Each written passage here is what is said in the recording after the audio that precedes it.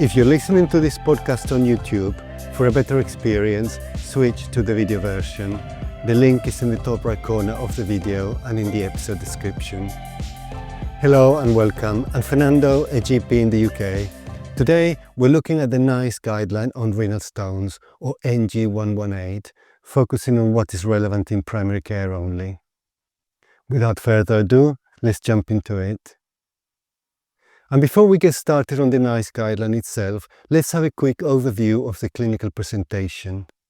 Patients with renal stones often present with severe colicky flank pain that can radiate to the groin and genitals, nausea and vomiting, which are common due to the intensity of the pain, lower urinary tract symptoms like urgency, frequency or dysuria, and hematuria, which can be visible or invisible. And if we suspect renal stones, we would normally check urinalysis to test not only for hematuria, but also for possible signs of infection like leukocytes and nitrites.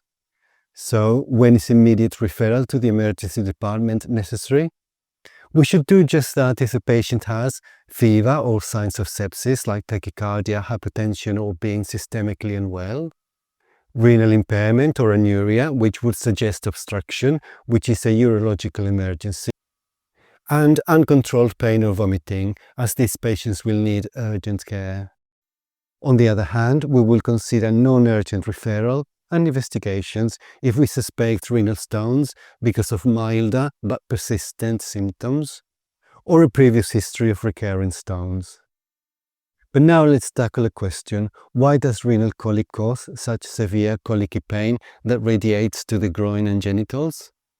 There are three reasons. First, when a stone obstructs the ureter, it causes sudden distension and spasmodic contraction of the ureteric smooth muscle, which leads to that classic severe colicky pain.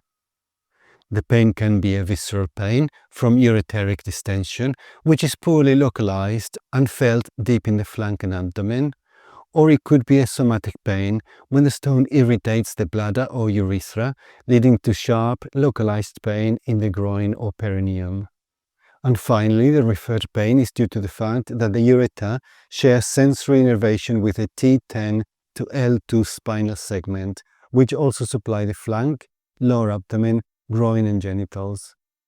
And here is one final clinical clue. If the pain starts in the flank, moves to the lower abdomen, and then radiates to the groin or genitals, it's a strong indicator of a stone migrating through the ureter. Now that we have reviewed the clinical presentation, let's start the review of the NICE guideline itself. In terms of diagnostic imaging, limited evidence shows that MRI, ultrasound and plain abdominal X-rays were not as good as non-contrast CT for detecting renal and ureteric stones. CT is more expensive than ultrasound or a plain abdominal X-ray, but the extra cost is likely to be outweighed by avoiding additional investigations when a first test misses the diagnosis. So, a low-dose non-contrast CT should be offered urgently, that is within 24 hours of presentation, to adults with suspected renal colic.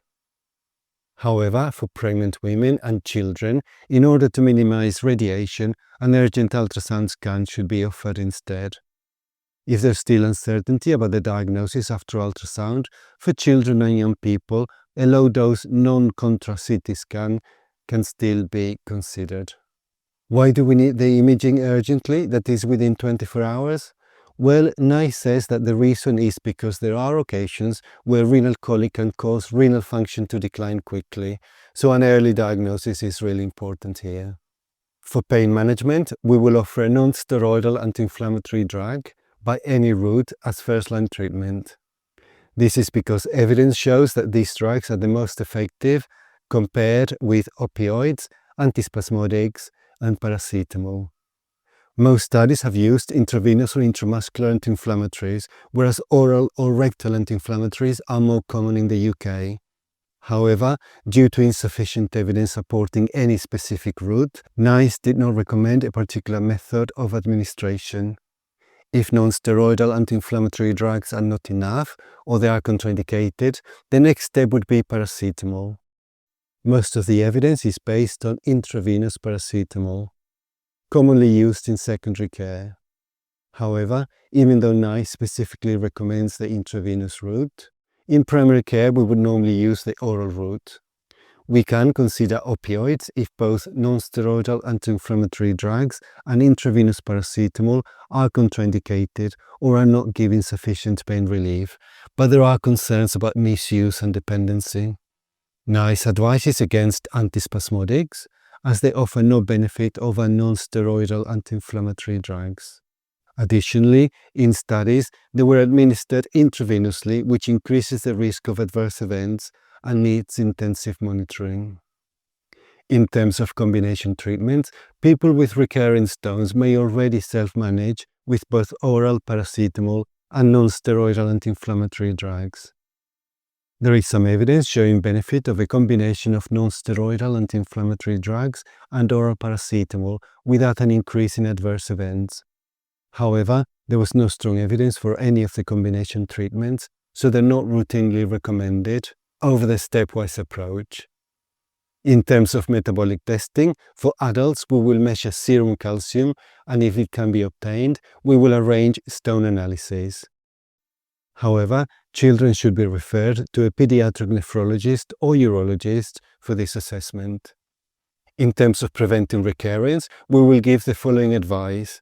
Adults should drink 2.5 to 3 liters of water a day, and children and young people, depending on their age, 1 to 2 liters. They should add fresh lemon juice to drinking water. This is because lemon juice is rich in citrate, which can help prevent stone formation by binding to calcium and reducing calcium oxalate crystallization. It also alkalinizes the urine, making the environment less favorable for the formation of certain types of kidney stones, such as uric acid and cystine stones. And finally, by making water more palatable, it also encourages a higher fluid intake. We should also advise avoiding carbonated drinks. This is because many carbonated drinks, especially colas, contain phosphoric acid, which can lower the urine pH and promote the formation of calcium phosphate and uric acid stones.